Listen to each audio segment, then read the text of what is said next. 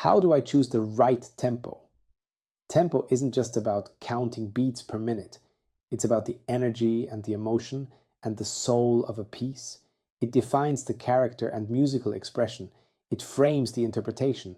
Tempo is directly linked to rubato, which I explained in a previous video. The first thing to ask yourself is, what is the emotional character of the piece?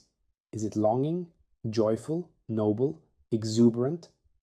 The tempo you choose has to reflect that mood, not just follow a metronome mark, especially that metronome marks are not as straightforward as we think. More to that later. Important is the emotion you want to convey. If it needs more time, try to adjust to a slower tempo in a balanced and natural way to fit it.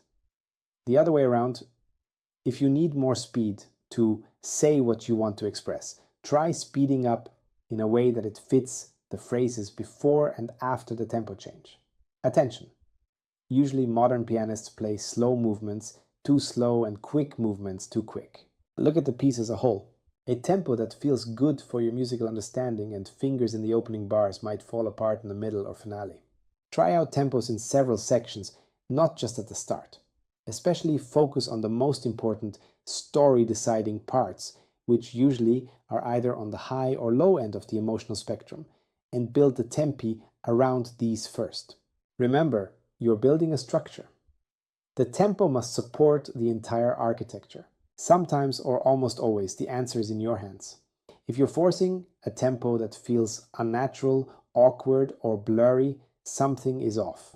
If that is the case, check what happens musically in these places and make a decision whether it's worth going for your current, awkwardly feeling version and make it better technically, or maybe you find something in the musical meaning that you missed and that unblocks you technically.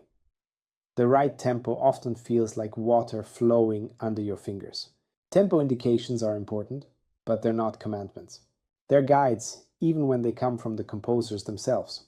First of all, they played, composed, and thought in rubato, and that most of the time, the metronome mark is the beginning of the piece.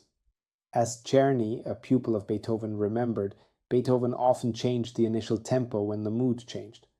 What matters more is the spirit behind the tempo, not the exact number. Play with conviction, not calculation. So the right tempo is closely linked to rubato and it isn't fixed. It's felt. It's a balance of architecture, expression, and instinct. When it's right, you'll know it. Or your mentor, teacher, or trained listener will know it and hopefully tell you. Because if you find the right tempo, suddenly the music starts speaking back to you. Thank you so much for watching. Stay tuned for more videos about music, piano, interpretation, emotion, and everything that makes music great and human. Please subscribe, like, and press the bell button to stay up to date. See you soon.